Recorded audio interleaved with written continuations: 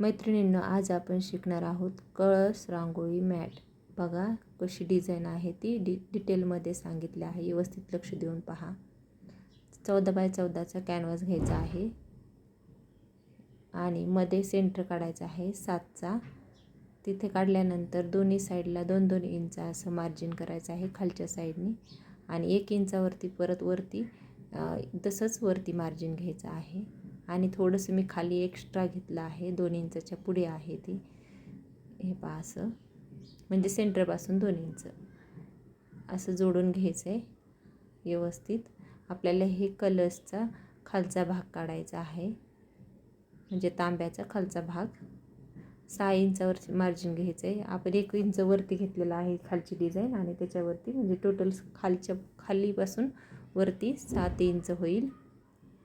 आणि नंतर मग 6 इंचाचं मध्ये 3 इंच असं मार्जिन करायचं आहे आणि खाली जसं 2-2 इंच दोन्ही साईडनी घेतलं होतं तसंच इथे पण घ्यायचं आहे. आणि पुढे 2.5 इंच आपल्याला तो शेप द्यायचा आहे तांब्याचा व्यवस्थित. आता फोल्ड करून घेऊया. फोल्ड करून घेतल्यानंतर आपल्याला तांब्याचं व्यवस्थित शेप येणार आहे. दोन्ही साईडला आपल्याला सेम पाहिजे, त्यामुळे मी फोल्ड करून तुम्हाला दाखवणार आहे व्यवस्थित. हे पासा गोल राऊंडमध्ये दोन्ही साईडनी करत करत जुळून घ्यायचं आहे आणि वरती थोडंसं गोल आकार द्यायचा आहे. आणि आता पुढे आपल्याला 1 इंच परत एक वरती वाढवायचं आहे. हे पहा अशा पद्धतीने 1 इंच वाढवायचं आहे सरळ. तुम्ही इथे गोल आकार पण देऊ शकता, मी एकदम स्ट्रेट दिलेला आहे. आणि आता मध्ये स्वस्तिक काढायचे. 1.5 इंचावरती आपल्याला मार्जिन घ्यायचं आहे दोन्ही साईडनी सेंटरपासून. आणि स्वस्तिकची सेपरेट रांगोळी मॅट टाकलेली आहे.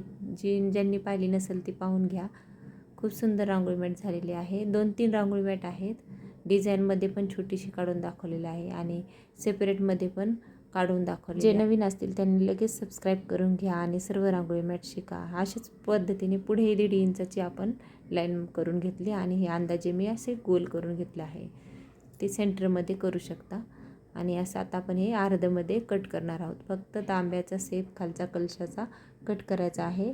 आपल्याला वरती नारळ बनवायचा आहे आणि पान पण बनवायचं आहे. ते कसं बनवायचं ते बघूया चला. हे पहा इथपर्यंत आपल्याला कट करून ह्या लाईनपासून स्ट्रेटमध्ये आडवं कट करून घ्यायचं आहे. आता हे कट केलेला पण उपयोग होणार आहे आपल्याला पुढे. ते कसं ते सांगते तुम्हाला. हे पहा आखून घेते मी म्हणजे व्यवस्थित दिसेल. हे पहा आता हे कट केलेले दोन्ही साईडच्या श्रीफळ बनवण्यासाठी उपयोगी पडणार आहे. अर्धं बघा मार्जिन आहे अर्ध्यापर्यंत, तेवढंच हे करून घ्यायचं आहे. हे पहा मी दोन्ही साईडने करायचं म्हणून तसं हे केलं, मार्जिन केलं आणि परत तिकडल्या साईडने मी सेम शेप दिला म्हणजे व्यवस्थित नारळ दिसेल आपलं, म्हणजे श्रीफळ दिसेल. आणि त्यामध्ये आपल्याला परत पान काढायचे आहेत.